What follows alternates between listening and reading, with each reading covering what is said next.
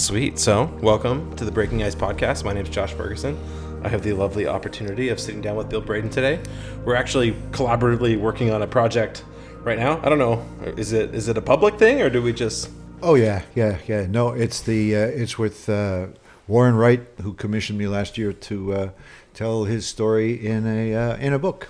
So I am super looking forward to seeing that in its finished product. Selfishly, because a bunch of my pictures will be in it. And I am so looking for. It's wonderful to collaborate with another photographer and somebody who's passionate about telling stories. Well, it's there's a certain kind of conversation that you can have with someone else who is in your field that it's hard to kind of relate on the same level with other folks.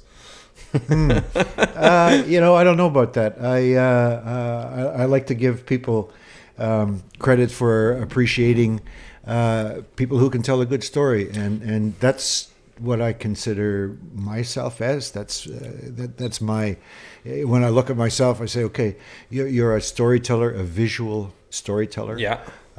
So using images and crafting images in a way that it's like editing a good piece of writing. Yeah. There's enough in it to enable you to know what's going on, but not so much that you end up going down all sorts of rabbit holes and just throwing the viewer or the reader off. So think about photography over the ages and the way iconic photographs have helped to change the world. Yeah, absolutely. Well, they're such a powerful means of communicating. Yeah. The one that comes to mind in very recent history, sorry I don't have his name, but the NASA astronaut who shot the photograph of Earthrise over the moon. That exquisite blue marble out there. What an iconic image. And that is credited in so many ways as changing the way the world thought about the Earth as our home, and something that we really need to take very, very good care of. That image was made 50 years ago. Yeah, and it still has an impact today. It resonates every time you see it. So, think of the conflicts and all the lousy stuff that we've done to ourselves, and how images have helped to, put that in our face and say, geez, what are we doing? We can do better. So when you introduce yourself, do you usually say, "Hey, my name is Bill Braden. I'm a photographer," or how do you identify more or less? Because the storyteller thing is, I think, apt, but it doesn't quite resonate necessarily with an introduction, for example. Okay, I'm a freelance writer, photographer. Been doing this in Yellowknife for the past 15 years. Mm-hmm. And it started from really. What woke me up to it was in junior high school in Yellowknife, with a gifted teacher who gave us the tools to understand photography and printing and production of the printed material. So photography has been a part of a bunch of different careers that I've had. Okay. Come in and out of photography. That's been the through line here? That's the through line. Yeah. So from being the printer's devil at the old News of the North back in 1967, I was 14 years old, and helping them put out the paper once a week. There's tremendous satisfaction, as a young teenager, in being involved in something that the community wanted, needed, and I was one of the people who helped do it. And if there's one moment that kind of really pushed my button, it was when there was a very dramatic fire. Okay. In Old Town Yellowknife, the old Stope Hotel burned down, and this was one of Yellowknife's signature places in the 1960s. The kind of bar that closed at 2 in the morning and opened at 5 in the morning. It was a frontier gold mining town bar, burned down January 1st. Spectacular fire, and I took a few pictures of it, ran home. processed the film in my parents. Yeah, the turnaround wasn't quite as quick then. Not quite as quick, yeah. So the black and white darkroom made a very primitive print. Ran down to the newspaper office, bang, bang, bang on the door, woke everybody up. They're all hung over. And they said, "What? The old stove burned down? You got pictures?" And I had a tiny little picture printed on the front page of the paper that week. Nice. Photo by Bill Braden. I mean, okay, I'm in. Yeah. Yeah. So that was kind of the aha moment that said, I really like this. Yeah. And like I say, it carried on through there until I got into it, decided that this could be a full-time thing, and it has, and it's been very rewarding. That's awesome. So you've been doing it now full-time for 15 years, but you said you had a through line throughout a lot of your other careers. So what does that quite mean in terms of how you integrated the camera? Yeah. Well, we could go back to the News of the North days. Sure. And through a series of call them personnel changes, two editors got fired from News of the North, and in a fit of pique and revenge, they started up the Yellowknife. Okay. In 1970. In a fit of revenge. In 1972, I said, "Well, yeah, okay, we're going to show you," and it was brilliant. I was the first reporter. Okay. And much like that old stove photograph, the job was to cover the town. Mm-hmm. Every little thing that happened in a small town, we tried to reflect. And for the first few weeks, nobody knew whether or not this was going to have legs. I mean, these guys didn't have any money. We set up shop in an old reefer shack in the old town. Extension cords running to the neighbors. One of my jobs was to empty the honey bucket. It was so primitive, but it caught on. It had legs, and it was so exciting. Have you read Superman comics? Yeah, well, I've not a lot, but yeah. Some. Okay, yeah, you're a different generation. One of the characters in there, Superman was Clark Kent, who was a reporter for the Daily Planet. Absolutely, right? Yeah. And one of the little acolytes in there was Jimmy Olsen. Okay. And he was the cub reporter photographer. Okay. And I was the Jimmy Olsen of Yellowknife. I see. So who was the Clark Kent? The Clark Kent would have been these two guys. They're gone now. Jack Sigvaldson and Jack Adderley. Okay. Two powerful characters, but who believed passionately in what a small town needed. So they were the guys. So in terms of your photography back then, when you were the reporter for the Yellowknife, is that what I got it right? Yep. I guess my question is how much effort were you putting into in terms of how you conceptualized kind of an artistic rendition of those images, or was it more just let's just capture whatever we capture? It was nail whatever you can, but that's how I guess that's how that element of storytelling came into it. There's an event, or there's somebody who's doing something extraordinary, who is newsworthy. Well, why are they newsworthy? Mm-hmm. Hey, maybe they're an artist and they're a potter. Well, let's make a picture of them in their studio with all the mud and stuff going on. Bring in the ingredients that capture who they are and what they're doing. In an artistic way, but don't get too fancy. We're not there. Set dressing or anything like that? No. And that's, I think, one of the skills too, is to be able to, come in and scope something out and say, okay, we're going to do it this way. Put those ingredients together. I'll go back to the idea of editing a story. Mm-hmm. What are the things visually that we need in here to tell this person's story, or illustrate the event, or the drama, or the immediacy of it? And then, bang, you nail it. Take a few different perspectives, from down low, maybe from up high, from anything but eye level, eh? And no.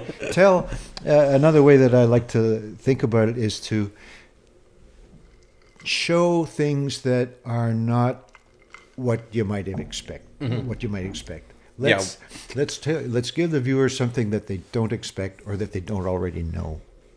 And to add on to that, in terms of one of the aspects of photography that really captures me is putting attention to details that would appear mundane, but then you can kind of use them in the image to convey something else, or finding beauty in something, like, for example, some images that I've captured of the mechanics working, and you might just be capturing some pictures of some sockets and wrenches, but there is the story with the hand reaching out and pulling it in, and there's so much there in just like everyday objects, and then using photography to kind of frame those things as a part of the story.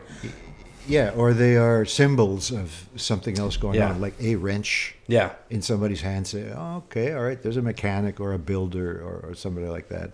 And one other ingredient, okay, eye contact. The eyes have to be in the picture. Of the subject. Whoever the subject is. And not necessarily looking at the camera. In fact, probably not.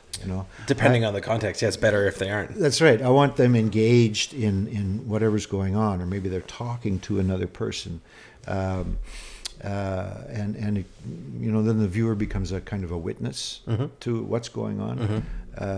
You're not just sort of bang. Okay, here's Josh Ferguson, photographer, podcaster. I want him to seem to be, or not just seem to be, but actually doing something that engages him with what's important to him, and not just making a picture, looking at the camera, and smiling. For sure, yeah. And often I find those images, if you are looking at the camera, I kind of don't want them to smile. Like, I prefer a genuine look as opposed to like a staged smile. It's like, look in the camera and think about like the accomplishments that you've had over your career, and just let that wash across your face. Yeah. And then take that picture as opposed to the smile. A good part of my work in that, to say the corporate industrial client, who's that's where typically I make my living, or try to make my living. It's also a cool place to kind of see the out of the ordinary. Okay, so what's been out of the ordinary for me? Is that where we're going? Sure. Okay. Or just like, I don't know, you had some pictures on your thing of industrial plants and whatnot, but those aren't places that people typically get to photograph. No, not necessarily. For instance, the diamond rush, which I've been in there from like the get-go. As a reporter, a contributor, a part of telling that story. To be able to get into the process plants at the big mines here, astonishing places that very few people really get a chance to see and go into, and see the scale and the scope and the smell and the noise, the vibration. They're almost sensuous places because all of your senses are being hit at the same time. How do you communicate that? Yeah. Rare and exotic places. One mine asked me to go into what they call the Red Room, which is it's a double security place where this is where the diamonds were actually you see the diamond, product. You see the diamonds coming out of this enormous, 3 times the size of an airport hangar, and then it's a small room. And at one end, there's a little chute, and every once in a while you hear this tink, tink, tink. That's bizarre. Tink, tink. And it's the diamonds rolling out into an encased enclosure. No human hand touches the diamonds, ever, ever, ever. But they're all sorted by people wearing in a glass case, but you put your hands in a glove, and this is how the diamonds are roughly like you're sorted. Handling radioactive material or something. Yeah. And then on the way out of this place, you strip down to your underwear, and Totally. there is levels of security that just unbelievable. This is the way the diamond industry Did they check works. in behind your lens? Did that open up your cameras? No. I didn't have to do that. But that's all done with screening on the Of course. on the way out. So make no mistake, it's a very, very secure, sensitive business. So having access to those kind of things, Pangnirtung on Baffin Island. One adventure I remember, this was on an assignment for the Department of Health there, and they were the situation was an Inuit elder, teaching young people, teaching youth some skills on the land. So we were all in igloo, and the traditional Inuit garb, and the elder was he was cooking seal meat over a kudluk, the traditional stone fire, and 35 below, even in the igloo, and I just couldn't believe that my camera still kept functioning, and I got this, the light. You ever been in a snow house? Yeah. An igloo or tent? I've been Quincy. Yeah, okay. Yeah. A tent, like an ordinary white canvas tent, will Sure. give you the same glow of light. And all these faces, It's such perfect lighting. It's like even. it's so sweet. And everybody's face is very intent on this tiny little flame in the kudluk, and the elder poking away at it with a caribou bone or something. How many people these days get to see and experience that kind of thing? So this is what pushes my button, where I get the reward out of being able to see and experience these kind of things. And then, if there's one final sort of sweet spot, it's to see those pictures well used. Yeah. You know what I mean? Okay. Yeah, I do know what you mean. I know exactly what you mean. Yeah, and I think in that same kind of thing ripples through a lot of the jobs that we have. We might be a small cog in a big wheel. Maybe a government kind of office, and maybe you're doing really exciting stuff like writing policy. Riveting. Holy mackerel! yeah, right. But at some point, that work, as mundane and grinding it out as it might seem, will hopefully end up in true policy, in government action, or if you're working for a corporation, corporate policy. And you can see the fruits of your labor making a difference in people's lives. So, okay, where was I going with that? We were just talking about seeing the product of what you've captured actually utilized. And so often it's one or two images out of hundreds, maybe. And if, you make a good point, because if all it takes is one or two images to tell the story, get the message across, then, we've done our job as visual storytellers, visual communicators. Yeah. So to see, like I say, to see those pictures well used, by a good layout artist and a good editor, say, oh, okay, yeah, I was part of that. And so where do most of your images end up now? Are they mostly printed, and because where are they used in this industrial? Yeah, well, on the corporate side, it's their corporations are hungry for content that tells their story. Yeah, in a number of different ways. They have a website platform. Mm-hmm. They'll have news releases. They'll have social media. Well, and it's useful to have images for whatever situation they might find themselves in. Yeah. Or different publications or reporters will want an image of such and such a thing, and if they're if they're on their game, they will keep an archive of those good kind of pictures and have them readily available.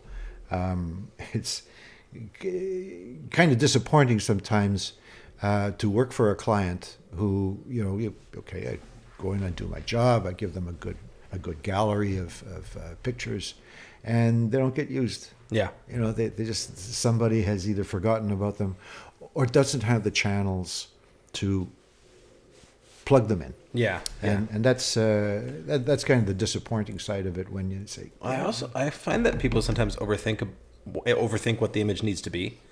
Like in certain situations, for example, the book you're working on, you have a concept of what you want the cover to be. Yeah. But in a lot of times when you're using images, you don't necessarily need the hero shot for telling the story. And oftentimes it's maybe something more obscure, one-off that tells the story better than the CEO or whatever. Sure. And that's where, we talked about collaboration a little while ago, and taking different concepts and different ideas and pitching them around with the client. Or, for instance, like you and I, we're kind of in the same game, and saying, oh, well, have you thought about something like this? Totally. And, oh, yeah, great. So no different from any other kind of team that gets together. We're all focused on the same thing. We beat each other up a little bit, figuratively speaking, and we come up with usually, in fact, almost always, collaboration gets you a better result. Oh, absolutely. You have more talent stacks working towards the same kind of thing, right? But what I was kind of getting at is, like, sometimes I feel like a client might lack the courage to use the image that would impact the most.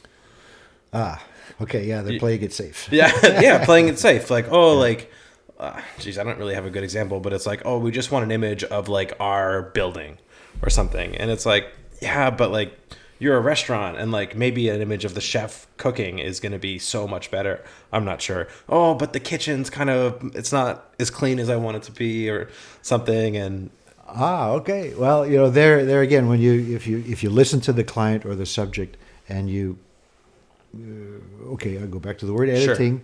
Sure. You construct the image in a way that's not going to offend them, or maybe hurt their brand. Or something absolutely. Like that. I actually find that I think that sometimes people worry too much about how do I put this? Sometimes clients will be too conservative in terms of they know their product best. They know that whatever that is on the wall shouldn't be there, but it's such an obscure detail that no one from the public would ever notice that thing. That's right.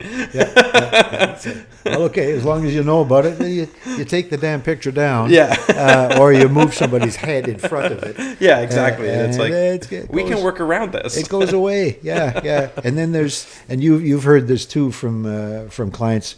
Well, you can fix that in Photoshop, right? Yeah. Well, it's like kind of. Well, depends. No. It's even worse when they ask you to fix it, but it's a video. Oh, you can fix that. It's like, geez. Like, yeah, it's going to cost $200,000 to do that. But because I need to hire a team of CG artists. Yeah, exactly. Yeah. No. We can't fix things in Photoshop. Yeah. At least I can't. Yeah, you're right. You can always hire talent to but to do at what cost? At what cost and time and everything else. So that's one thing I wanted to ask you is, you got your start with photography using film, and then obviously there's been a massive, transformation to digital. Was that a hard adjustment? Like, what was that? What was your experience there? Because I only know digital. Like, if you put me in a film camera, I would be a complete beginner. No, you wouldn't be, because you understand the principles of but I have to buy different film at different ISOs. Like, that's outrageous. Okay. Yeah. I understand how to compose and things like that, but I imagine that it would take me at least a few months to get my head around. I would be way more careful with each picture, I imagine. Yeah, you're darn right. Yeah. With if you're shooting color print film, it's $1 a shot. Yeah, $1 a shot. Well, I would have wasted $5,000 the other day just on. Yeah. Poof, gone. Yeah, exactly. So the digital age has given us, and this goes across the gamut from professionals right down to the people who use nothing but their phone. Sure. To take a picture. Your pixels are free. Yeah. They're free. Yeah. And you can do so many amazing things with them. My own transition, up until 2007, I just shot film. Yeah. I had the full black and white darkroom at home. I had a lovely little Leica M4. I had a Rolleiflex twin lens reflex. Okay, babbling here. Sorry. Well, I just don't know what it means. You don't know what it means. But you had the stuff, right? I had good professional gear. I knew how to use it. I knew photography. I knew how to work with people. Yeah. So that's what translates. Yeah. Right? That's the important thing. Yeah. So I was able to make good pictures, but it was extraordinarily time consuming. And then the last job I had before engaging this in this career was as an MLA. I was an MLA in the NWT legislature for 2 terms. Okay. Yeah, I served the Yellowknife riding. And that was a very rewarding experience in many ways. In other ways, sometimes I just wanted to go home and pull a blanket over my head, Yeah, I imagine. It was so frustrating. So at the end of my second term, I decided not to run again. And then, well, what am I going to do? And photography had always been a passion and something that I enjoyed. I was reasonably good at it. But I knew nothing about digital. Mm-hmm. I had just sort of shut that off. Said, no, I don't have the time or the inclination to pick up all this new technology. So what am I going to do about it? I'm going to go to school. Mm-hmm. And I did so to Van Arts, Vancouver Institute of Media Arts. They had a lovely 1-year program that brought in professional photographers in a number of different venues. Wedding photography, which was, at least in that school, that was the way you made big money. Yeah. And maybe in a city like Vancouver, it's still common to this day. Yeah. It's not low hanging fruit, but it's always in demand. Yeah. And there's usually reasonably good money in it. Mm-hmm. But there was the journalistic photographer. There was the food photographer. Yeah. There was the architecture photographer. These are the experts that they brought in. Yeah, So they were working professionals who were able to teach and communicate what was required. And this was all in digital. So, I bought a digital camera 2 weeks before school started and just had an awful time.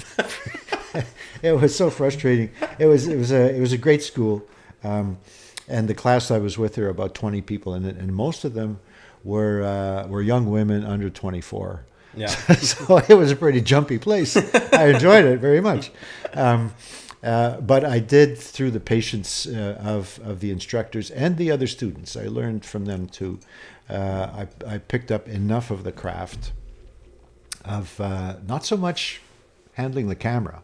That didn't change very much at all, no. Josh. But it was on the computer side that I was way, way, way over my head. But learned enough that I could teach myself more, and that was the transition. It was not an easy one for me. I was in my mid-50s. Yeah, you probably had an advantage on the camera handling side. Big time, and working with people. Yeah, that's what I find that young people have the hardest time with is the client relations or whatnot. Yeah. So I brought a lot to the table that way. Mm-hmm. I just needed the technical skill to get through it, and I've amazed myself that even in the 15 years that I've been in this now, the technology has evolved so much. Oh my God! It's breathtaking. It's overwhelming, and I'll be honest with you, it is. There were days when I thought I can't handle this anymore. It's just I'm so frustrated with what goes on that I say I'm done with this. But somehow I got through it. And you keep finding the right projects, and that keeps your interest in. Yeah. And then once in a while, I don't know how difficult it is for you, but reaching out and asking for help. It's not such a big deal. Yeah.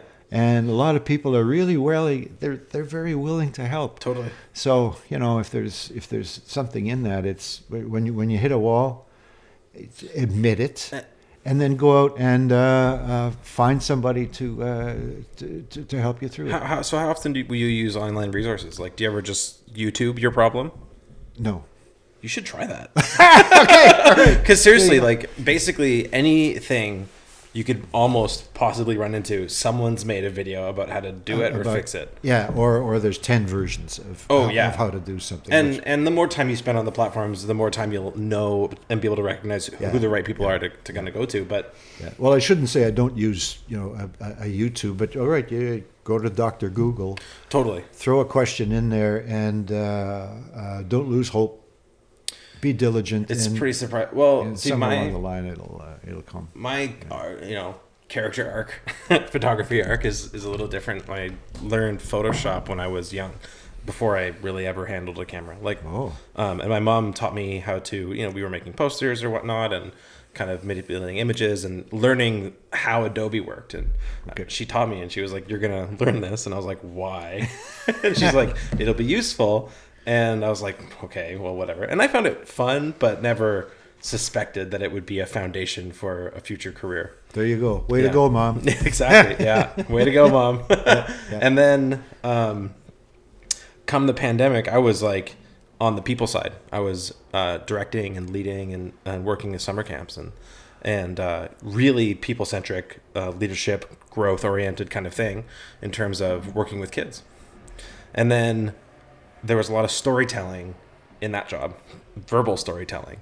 And then kind of there was feedback and everything had to do with framing and how you spoke to people and things like that. And to make, you want to give someone feedback and help them grow. You don't want to offend them. You want to tell them what they did wrong in the most positive way possible. Okay. Right. So that was like my background. Okay. And then came the pandemic, and I had a background with photography. I had a camera in university and whatnot, but I didn't go to school for photography at all. It was all self-taught. And I think I had an eye. Both my parents are artists, so I have a little bit of an advantage there in terms of visualness. Sure. And then my friend was running a production company in Toronto, and he suggested that I do some work with him. And he knew that I had some technical skill on the computer side. So I was doing some animating, and he just suggested that I download Adobe Premiere, which is the video editing software, and give it a go.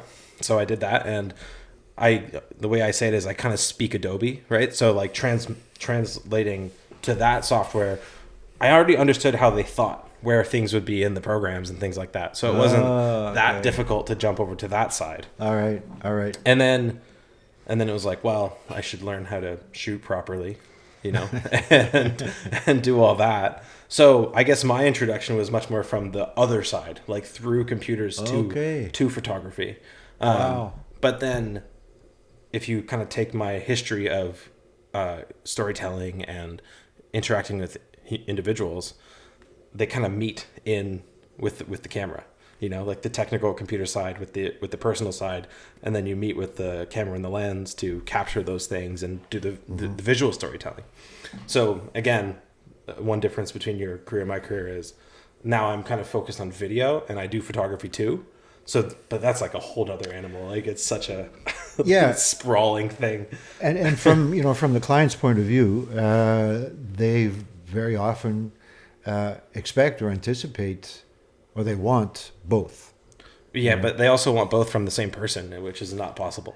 You're right. Yeah, and I have not gone into video. I won't. I shouldn't say I won't, but the technology is very, very different. You think, it's just computers. No. Yeah.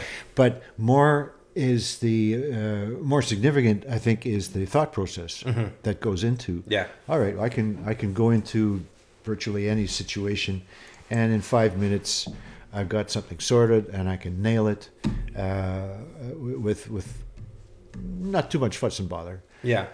Video? Okay. It's deep. Now we're lighting, framing, blocking out sound.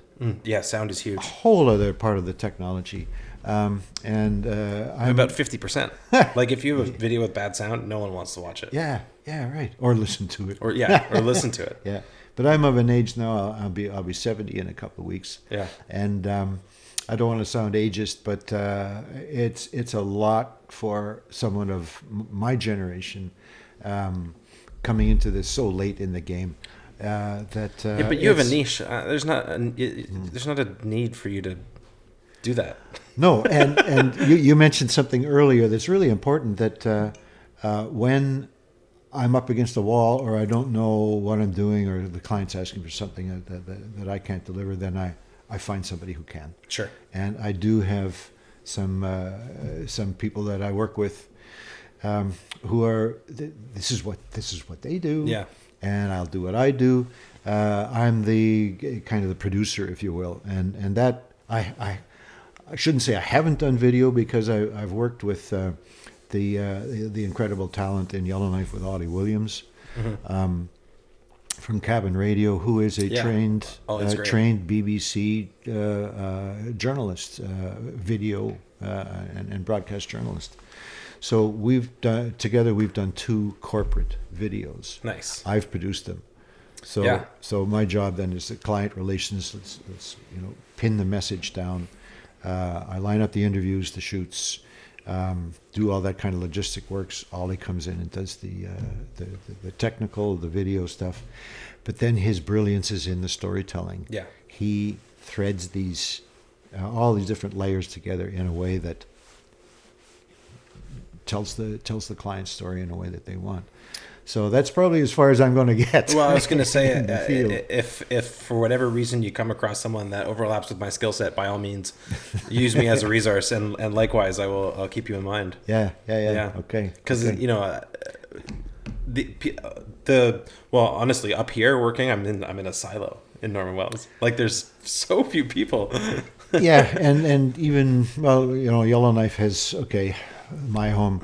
There's the skill levels are deeper. Yeah. Well, there's just more people. Yeah, there's more people, but not necessarily more capacity. Sure. Or the time or the ability to do things when and as they're needed. Yeah. So it can still be so the video projects that we worked on were typically 3 to 6 or 7 months to do to finalize, because how long were the videos themselves? 8 to 10 minutes. Yeah. They were fairly long. They weren't just a sort of an info commercial or it depends on what you're doing, right? Yeah, they wanted to go into a fair amount of depth in some areas, and we delivered. Yeah. Well, I have tons of people ask me, they're like, "Oh, how much for a 30-second video?" It's like, well, how many locations are we shooting? Is it 15 locations? Because we can do that in 30 seconds, but that's going to be thousands of dollars more than one location. That's right. Yeah. So per minute. I don't know. What's your gauge? Yeah, exactly. If it's not terribly sophisticated, a video, $1,000 a minute. Sure. Yeah. So, you want a ballpark? Okay, and then we can build or chop. One thing my mentor taught me when I was kind of getting into it was, for every minute of final video, you want to shoot an hour. Yeah. Mm-hmm. And then you can just skim the cream off the top of of everything you capture. Wow. And then if everything is just the cream, the video is spectacular. Because then, and one of the other, I guess this is like a more cinematic perspective, but the goal is that any frame that you pause the video on, you want the composure to be immaculate. Now, obviously, that's a very difficult thing to do, but it's something to aim for. Mm-hmm. Yeah. And anyway. Yeah. And the more you do it, the more you're able, I think, to say, nah, we don't need to go down that direction. Let's, plan the old line, plan the work. Yeah. And work the plan. Yeah. And try not to get sidelined into, this would be a different way to do it. No. Yeah. Let's work the plan first, and if we got time and energy left over, then we can do the fancy stuff. Play around with something else. So what are your favorite kind of images to capture? What are you drawn towards the most? Oh, the work that I really, really enjoy is when in the mining exploration business, getting out into the field with a drilling crew or an exploration crew and looking. Okay. So you're it's greenfield work or maybe brownfield. Very, very little development. You're not talking about bulldozers and drills and big complex things going on. It's that element of finding, hunting, seeking. That excites me. Because you're there, you're hopefully at the beginning of something. Yeah. And I did have kind of that experience with the rare earth mining company called Cheetah Resources, Vital Metals, which unfortunately has sort of gone into a pause mode now. But there was a couple of years as this project was ramping up and getting going. It was so exciting. Because here was something new and wonderful and exciting for us and for Canada. The critical minerals field, and we were on the cusp of it. We were our little project was the sort of the poster boy for Canada of leading this edge, and like I say, unfortunately, it's gone down a different path, and it's paused right now. But once that was going, and this little team came together, and we were all so passionate about what was going on, and I was able to share in that. That's what gives me perhaps the greatest reward. The best client is the one that's taking big risks out there in the field, and they've asked me to document, to tell that. Yeah, that's so cool. Yeah. So then, was that used like? I guess you were just kind of doing coverage, just kind of what happened, right? Or was there a specific images they were looking for, or were they just looking for kind of blanket documentation? Well, it was okay. It was summer season only, and really we're talking about not much more than excavating an open pit, a small open pit. Yeah. But it was dramatic because it was going on, from the spring to the summer to the fall, and there was one beautiful night, and of course the drills and things they're running 24 hours. Yeah, they have two crews. The sorting and things. Yeah. Yeah. Short season, so they had to, and this exquisite night in early September, and the aurora was out. And the flood-lit pit was there with the diggers and the trucks and the drills. And those were extraordinarily powerful pictures because they told the story of, the beginning of something extraordinary, but in the context of Canada's Arctic. Yeah, absolutely. And there's so much awareness now and fascination with the aurora globally that these pictures were used all over the world, mining magazines, journals. On top of that, you have the contrast of like the utterly human, and then the ethereal. There's the aurora. Yeah, that's so cool. So those kind of experiences will always be with me. And they still resonate. Yeah. That's so cool. Yeah. So do you have any projects on the horizon that you have leads or something that you're excited about? I know you're enveloped in the Northright project right now, which is, I think it's really exciting. Yeah, it is. And there's many layers to that. Aviation, but there's a special foundation for that right here in Norman Wells, because this was through the discovery and the development of the Norman Wells oil field that brought the first airplanes into northern Canada in 1920. There's a through line there in the work. Yeah, exactly. Imperial Oil brought the something. Okay, I shouldn't. I can't remember the name of the plane. The name of the plane. Warren would know. Yeah, Warren would know.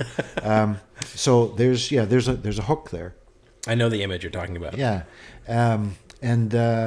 So from that, the story is about the evolution of aviation in not only this region, but across the north.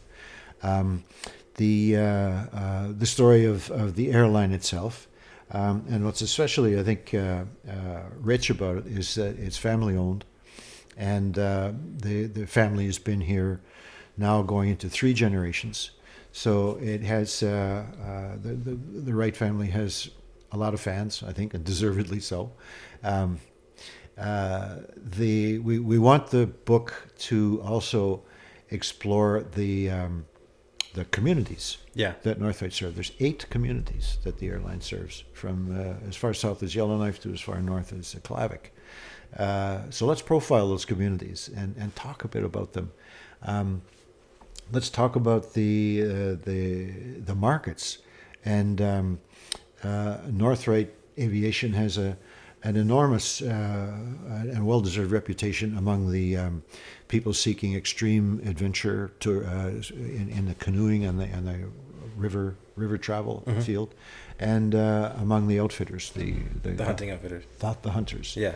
So those are very specific. I feel like Northright's iconic in those spaces. Yeah, and this is where we want the book to also to serve as a tourism asset, a tourism development asset that can show, look, we've got this astonishing country here, and with the help of your pictures, we're going to be able to tell that story in a book that's focused, directed at the people who want that kind of thing. And of course, we'll talk about the airline itself today. What's the fleet? What's the capacity? The people who help make it happen. So that's our vision of this book. We're going to have it. We've just discovered what our deadline is. It's early November.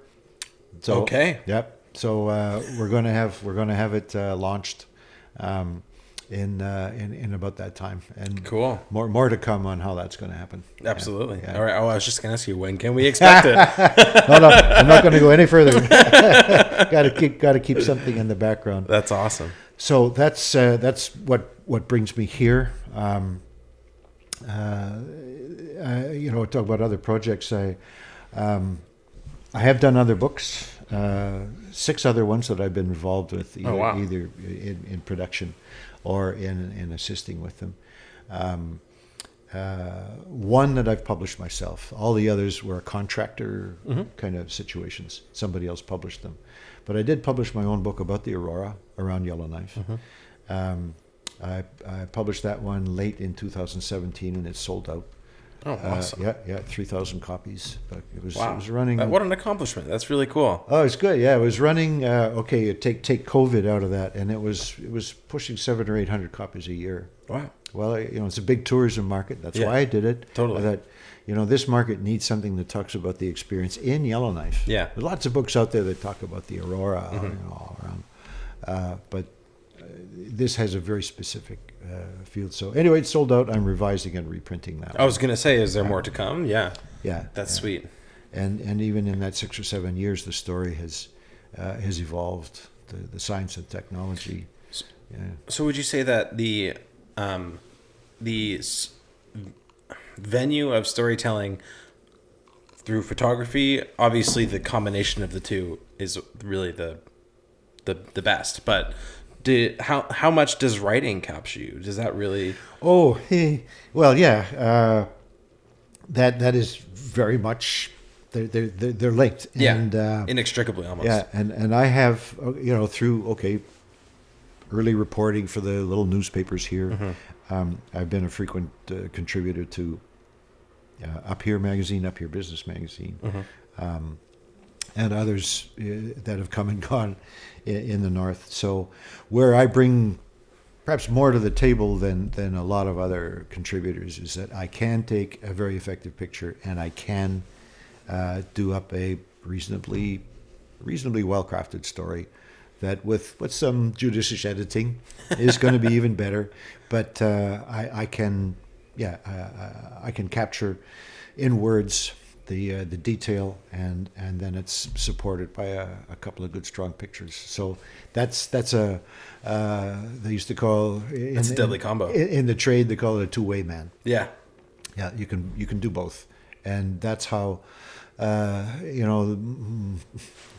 reporters of my vintage and earlier, that's how they were raised. You should be able to do both. Yeah.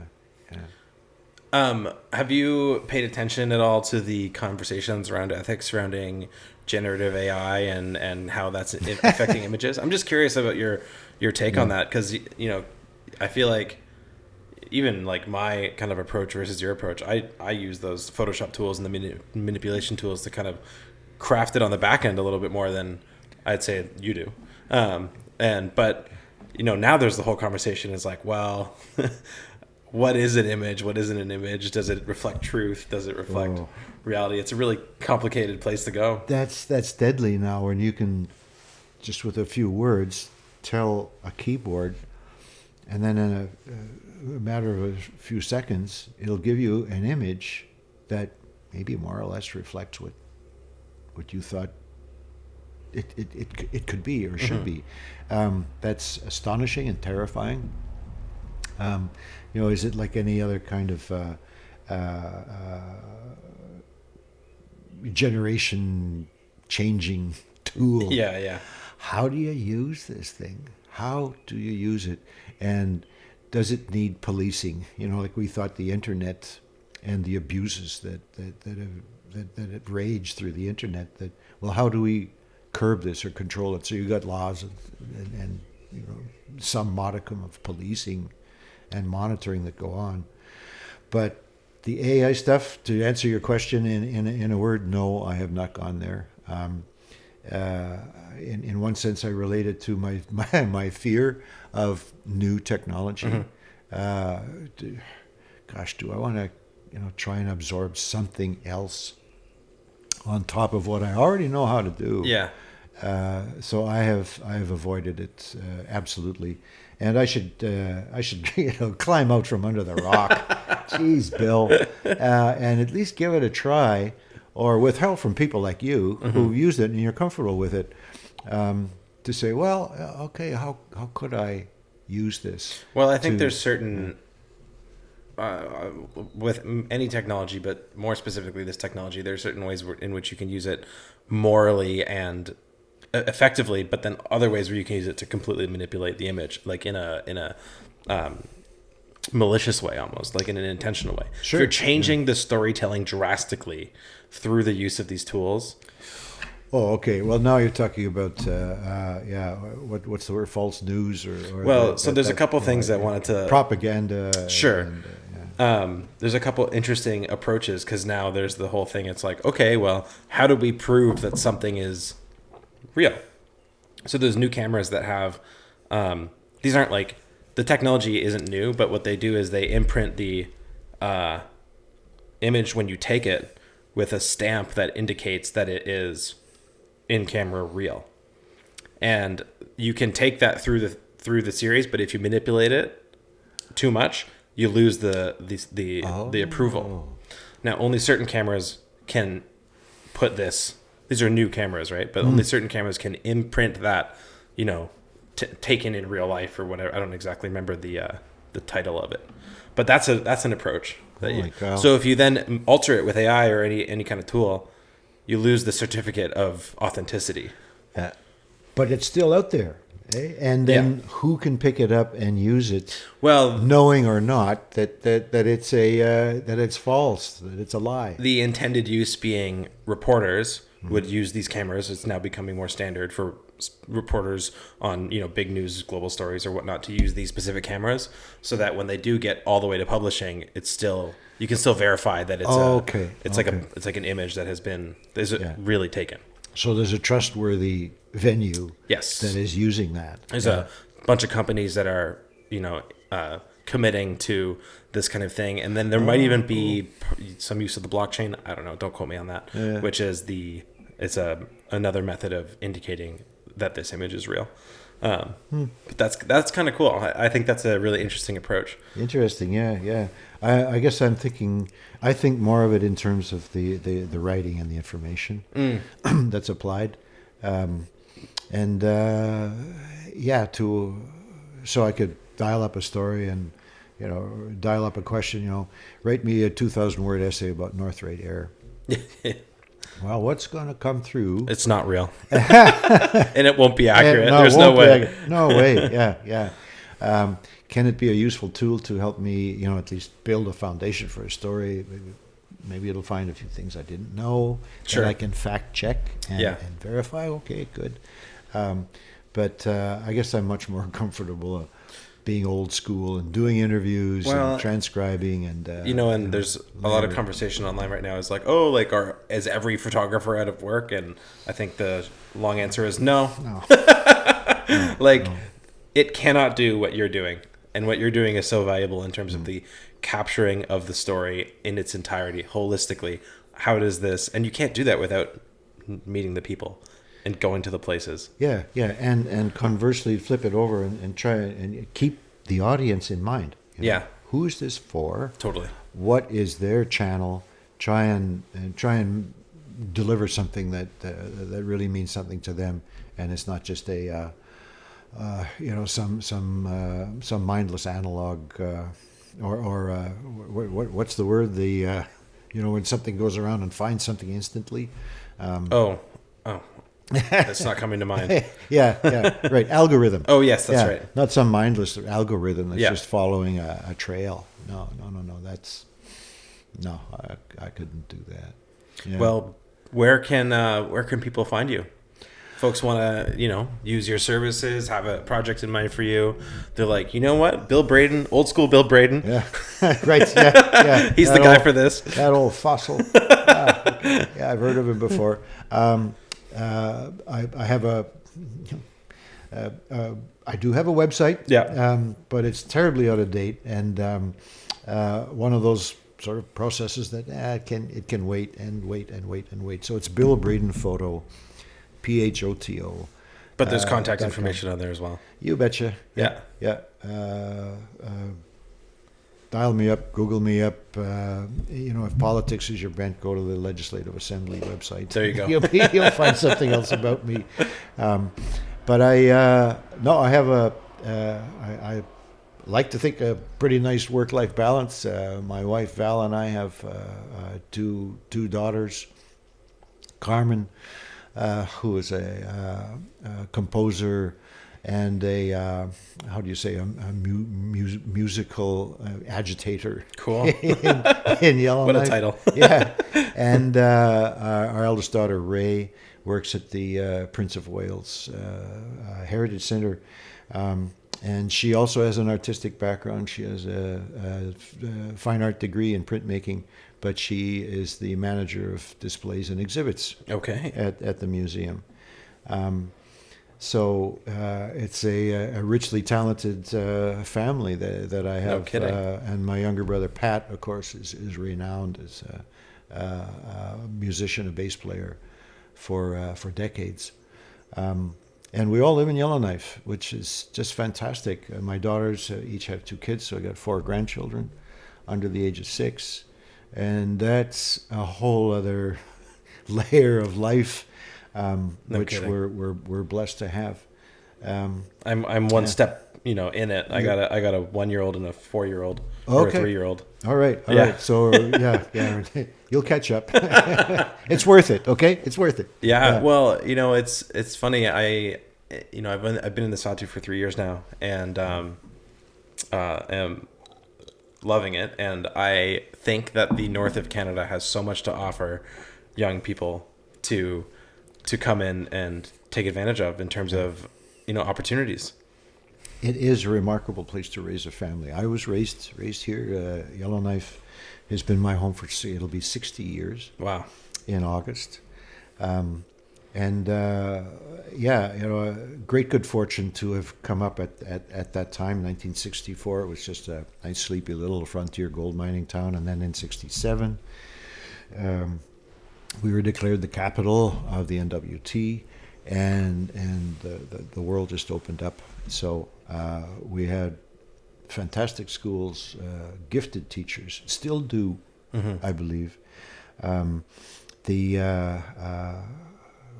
One magical incentive that everybody should look at if they're raising a family is to stay here, stay with it, because the Student Financial Assistance Program is one of the most generous in Canada. Okay. And that helped me go to photography school. There you go. Because I was a student here in Yellowknife from grade 5 to 12, so I had the equivalent of 8 semesters of support. I only used 4 of them. It's a lifetime entitlement. Cool. Yeah. So I still have 4 semesters that I could I could go to school and get tremendous support for if I wanted to. So, you know, the opportunities, like you say, that that young people have to be a big fish in a small pond, if you want to be, they're here. They're just it's overwhelming, really. What people can find and what people can do and achieve here in the North. Yeah, well, I think that's a great place to end, and really appreciate you sitting down with me today. And it was lovely to chat, but also I look forward to continuing our work together and me too, and see where it all goes. Okay, pal. Yeah, man. Thanks for the chance. Take care. Bye.